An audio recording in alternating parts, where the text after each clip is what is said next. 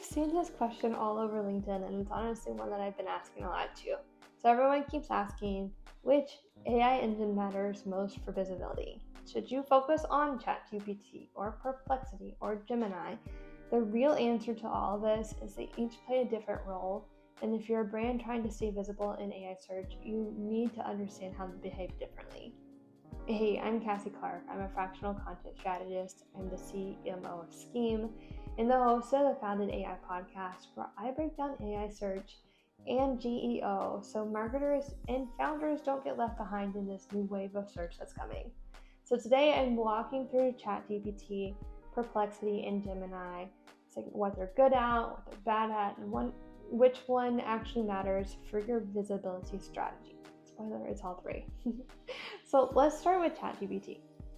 ChatGPT is kind of like the generalist. It's the model that most people think of to use first. It's like really good at explanations and definitions and frameworks and rewriting content and summarizing it. But as a visibility engine, it doesn't surface the sources as consistently as the other engines. It can, but it doesn't always do this, and it's one of the most frustrating things about it, in my opinion. Its browsing layer is getting better, but it's still kind of hit or miss. But the good news is ChatGPT loves structured content, and I talk about this so much. So it's like there's clean definitions, the clear formatting, the named frameworks.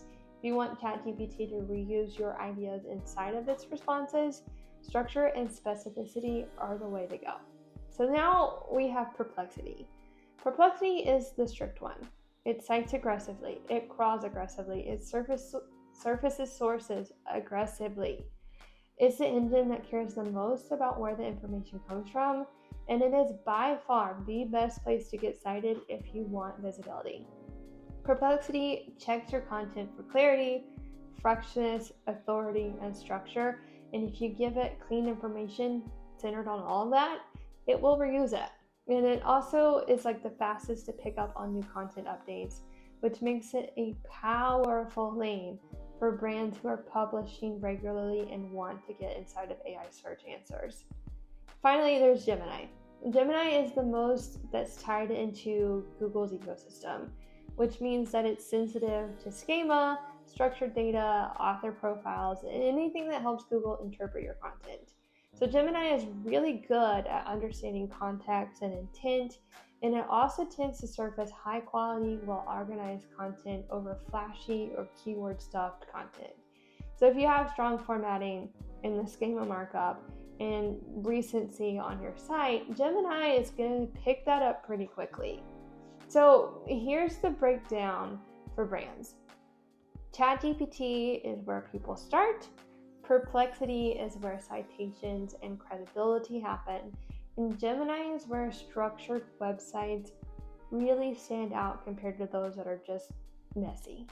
If you ignore any of them, you're leaving visibility on the table. But if you understand which engine values what, you can optimize once and then benefit across all three of them. And if I had to rank them for brand visibility, like what I would focus on, Perplexity is the number one because it cites the most. Gemini is number two because it loves a structured, well-maintained content, so keeps those websites updated. ChatGPT, and as much as I use it, ranks number three. It's still pretty essential to optimize for because it's where your ideas get repeated and your frameworks get reused, but you're not going to get those citations as often as you would the others. The goal here is not to pick one. The goal is to build content that all three of the engines trust. And I will say this until I'm blue in the face.